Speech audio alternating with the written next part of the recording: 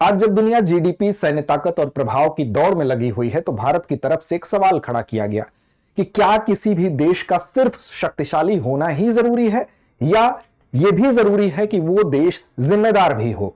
इसी सोच के साथ भारत ने एक नया वैश्विक इंडेक्स भी लॉन्च किया और आज हम उसी इंडेक्स की चर्चा करेंगे, क्योंकि भारत की तरफ से ये जो इंडेक्स लॉन्च किया गया है ये वैश्विक रूप से है, यानी कि ग्लोबल इंडेक्स है और भारत के द्वारा लॉन्च किया गया पहला ग्लोबल इंडेक्स है, जिसका नाम क्या है? तो नाम है इसका रिस्पॉन्सिबल नेशंस इंडेक्स, यानी कि जिम्मेदार राष्ट्र सूचकांक। तो आज जानेंगे कि भारत के द्वारा लॉन्च किया गया जो पहला ग्लोबल इंडेक्स है, इसके विषय में क्या मूलभूत बातें हैं, ये बाकी इंडेक्स से खुद को कैसे अलग करता है और क्या इसका इंपॉर्टेंस है। तो चलिए शुरुआत करते हैं। सबसे पहले इसके विषय में जानते हैं कि आरएनआई है क्या। तो सबसे पहले तो ये आपके लिए महत्वपूर्ण इसलिए भी है क्योंकि भारत का पहला वैश्विक स्तर पर यह आधारित सूचकांक है और इस सूचकांक की अगर बात करें, इस ग्लोबल इंडेक्स की बात करें, तो ये रिस्पॉन्सिबल यानी कि जिम्मेदारी तय करता है देशों की, और साथ साथ जो एथिकल नेतृत्व की क्षमता है, यानी कि नैतिक रूप से कोई देश कितना अच्छा लीडरशिप दे सकता है विश्व को, इस क्षमता का आकलन भी करता है। अमूमन जब किसी देश की प्रगति को मापा जाता है तो वहां जीडीपी जैसे जो आर्थिक तत्व हैं उसका ही हम मापन करते हैं, लेकिन यहां पर अगर किसी देश की जीडीपी बढ़ रही है लेकिन उस देश में स्वास्थ्य की स्थिति बेहतर नहीं है, शिक्षा की स्थिति बेहतर नहीं है, न्याय की स्थिति बेहतर नहीं है, तो उसका जो रिस्पॉन्सिबल जो इंडेक्स है इस आरएनआई में उसको अच्छी रैंकिंग नहीं मिलेगी। उसी तरह से अब बात करते हैं कि इस इंडेक्स को डेवलप करने के पीछे किसकी किसकी भूमिका रही है। तो देखिए, इसको लॉन्च कहां किया गया पहले ये जान लीजिए। तो डॉक्टर अंबेडकर इंटरनेशनल सेंटर जो है नई दिल्ली में, वहां पर इसकी लॉन्चिंग की गई और भारत, अमेरिका, चीन, जापान जैसे 154 देश इस इंडेक्स में शामिल हैं, यानी कि वैश्विक रूप से ग्लोबली ये इंडेक्स काम करेगा। और इसमें बेसिकली जो डेवलप इसको किया गया है तो WIF यानी कि वर्ल्ड इंटेलेक्चुअल फाउंडेशन ने इसको डेवलप किया है और उसमें सहयोग करने का काम किया है जवाहरलाल नेहरू यूनिवर्सिटी यानी कि JNU, IIM मुंबई, और साथ साथ जहां पर इसकी लॉन्चिंग हुई है यानी कि डॉक्टर अंबेडकर इंटरनेशनल सेंटर की इसमें सहयोग रहा है। अब इसमें जो डेटा कलेक्ट किया जाएगा वो सिक्योर्ड डेटा होगा और पारदर्शी होगा। सिक्योर्ड और पारदर्शी डेटा कौन सा होता है? जैसे मान लीजिए कि आपने UN या वर्ल्ड बैंक का डेटा लिया तो इस डेटा को सिक्योर भी माना जाता है और ये सुरक्षित भी माना जाता है। अब देखिए, यहां पर जो बातें शामिल की गई हैं किसी देश के शक्तिशाली होने में, विशेष तौर पर इस इंडेक्स में जो बातें शामिल की गई हैं वो 4 मुख्य स्तंभों पर ये टिका हुआ है। 4 मुख्य स्तंभ क्या है? यानी कि एक तो नैतिक शासन देखा जाएगा कि किसी भी देश में जो शासन है वो कितना एथिकल है, साथ साथ सामाजिक कल्याण के लिए वो कितना काम कर रहा है, वैश्विक जिम्मेदारी को वो किस तरह से निभा रहा है, और चौथी बात कही जाएगी कि जो पर्यावरण प्रबंध है उसको लेकर वो किस तरह से काम कर रहा है।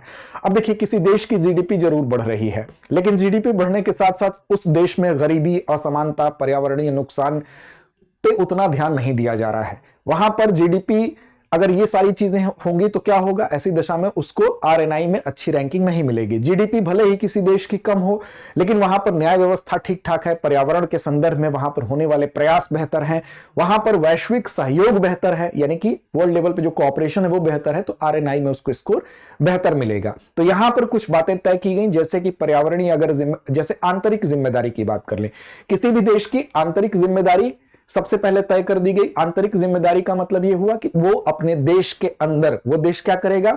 उस देश में डिग्निटी यानी कि अपने देश के नागरिकों के सम्मान के विषय में वो ध्यान दे रहा है, तो कितना दे रहा है उसके आधार पर देखा जाएगा। वहां पर जस्टिस की क्या व्यवस्था है, न्याय का स्तर क्या है, उस पर ध्यान दिया जाएगा, और साथ साथ वेल बीइंग यानी कि लोगों के कल्याण के लिए उस देश में क्या किया जा रहा है, इन चीजों के आधार पर उस देश की आंतरिक जिम्मेदारी के पहलू को इस इंडेक्स में शामिल किया गया है। इसी तरह से पर्यावरणीय जिम्मेदारी भी है। पर्यावरणीय जिम्मेदारी यानी कि प्राकृतिक संसाधनों की सुरक्षा के लिए उस देश में क्या प्रयास हो रहे हैं, वहां पर क्लाइमेट एक्शन किस तरह से लिए जा रहे हैं, साथ साथ इन बातों को तय करने के अलावा जैसे उस देश में वृक्षारोपण किया जा रहा है कि नहीं, प्लास्टिक मैनेजमेंट किस तरीके से किया जा रहा है, रिन्यूएबल एनर्जी को लेकर क्या काम हो रहा है, कार्बन को लेकर अगर कार्बन उत्सर्जन है उसकी क्या स्थिति है, तो इन चीजों को पर्यावरणीय जिम्मेदारी के तौर पर इसमें मापा जाएगा, देखा जाएगा। इसके अलावा बाह्य जिम्मेदारी भी है। बाह्य जिम्मेदारी में क्या आता है? जैसे कि कोई देश पीस के लिए, वैश्विक स्तर पर शांति के लिए क्या प्रयास कर रहा है, वो यूएन जैसे पीस जो शांति मिशन है यूएन का, उसमें उसकी क्या भूमिका है, कितना योगदान दे रहा है। इसी तरह से कोऑपरेशन,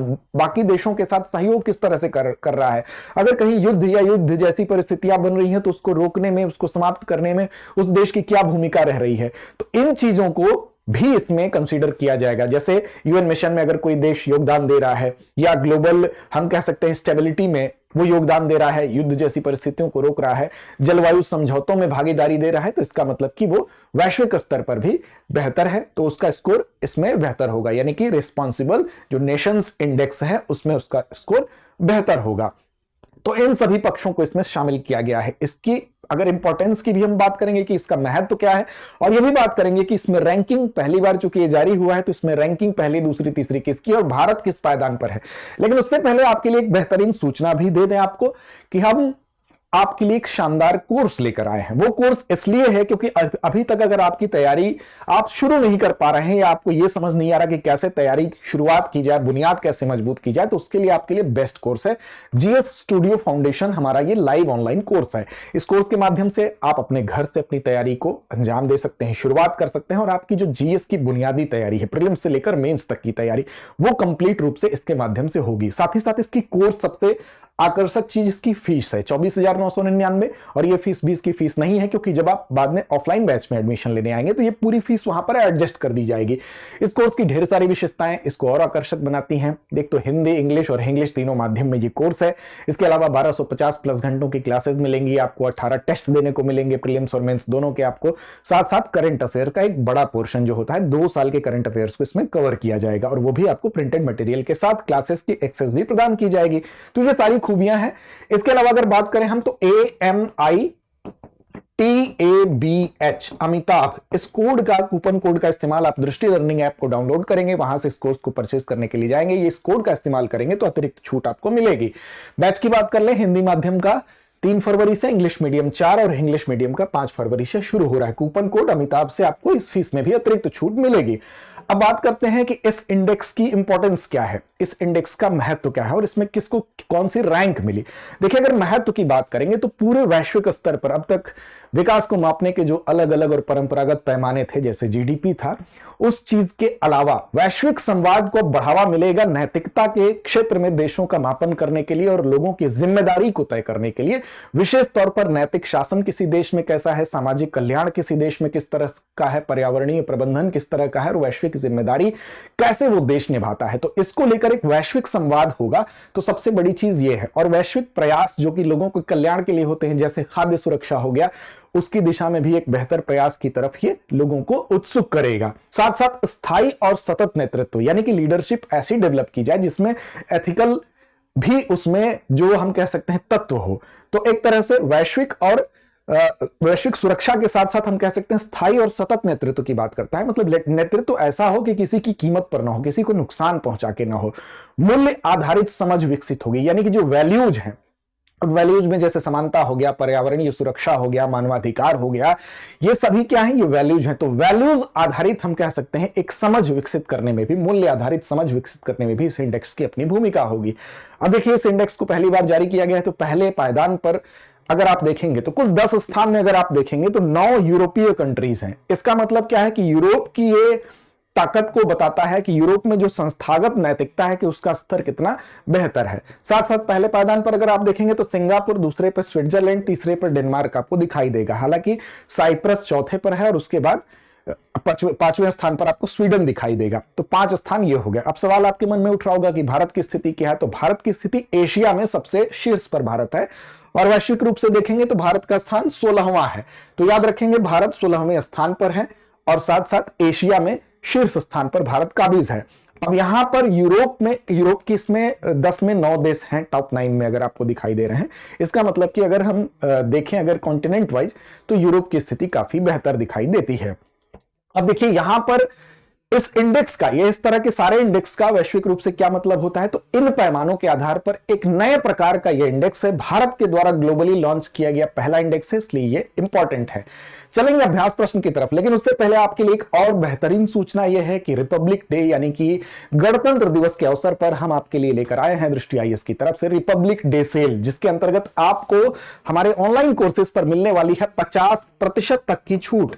और इस छूट का लाभ आप उठा सकते हैं कब से कब तक, तो 24 से लेकर 27 जनवरी तक। तो इस छूट का लाभ उठाने के लिए आपको डिस्क्रिप्शन में एक लिंक मिलेगा, उस लिंक पर आप जाएंगे, उस लिंक के माध्यम से अपनी सीट को सुनिश्चित करने के लिए एक फॉर्म को भरना पड़ेगा, उस फॉर्म को आप भर लेंगे। अभी आपके मन में कोई छूट से रिलेटेड जानकारी लेनी हो, कोई भी दुविधा हो, तो उसके लिए 87501 पर आप कॉल भी कर सकते हैं। तो 87501 ये नंबर आप ध्यान रखेंगे, इस पर कॉल करिए। अब चलिए अभ्यास प्रश्न की तरफ चलते हैं। तो अभ्यास प्रश्न आज का आपके जिम्मेदारी हम छोड़ते हैं कि रिस्पॉन्सिबल नेशंस इंडेक्स में कितने देशों को शामिल किया गया है। विकल्प आपके सामने है, 98, 120, 154 या 193। इस प्रश्न का जवाब कमेंट बॉक्स में दीजिए, लेकिन उससे पहले यह भी याद रखिए, टेलीग्राम पर अगर अभी तक आपने हमें फॉलो नहीं किया है तो हम टेलीग्राम चैनल दृष्टि आईएएस यूट्यूब नाम से उपलब्ध हैं, उस पर हमें फॉलो कर लीजिए। वहां इस कार्यक्रम की पीडीएफ और लिंक आपको मिलेगी। तो लड़ते रहिए, अपने लक्ष्य की ओर बढ़ते रहिए। अब एग्जाम की तैयारी को और बेहतर करने के लिए हमारे चैनल को लाइक, शेयर और सब्सक्राइब करना ना भूलें।